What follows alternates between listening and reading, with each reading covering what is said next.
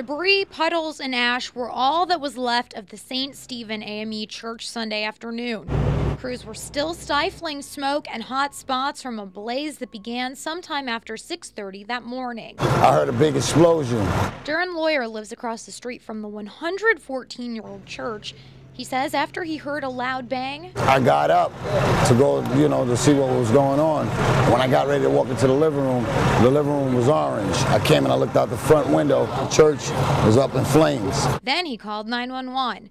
The thoughts going through his head to try to make sure everybody was safe that was in the neighborhood. So we started making phone calls and coming out and making sure everybody was out and safe. Across the street, neighbors, churchgoers, and community members stop and watch, some still in shock. Oh, this is a great loss to us. This is a great loss to us. The church is a staple in the community, says State Representative Carl Anderson, who is the pastor here. He says the community relies on the church for our worship service, for all of our weekly events and all. But its age could have played into the blaze.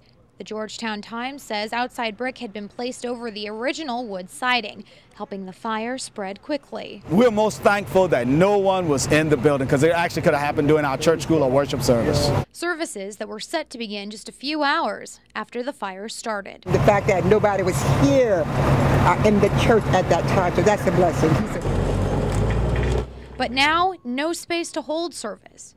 Anderson says, surrounded by community members, he will not let the fire get them down. Instead, we just got to find a new place to worship.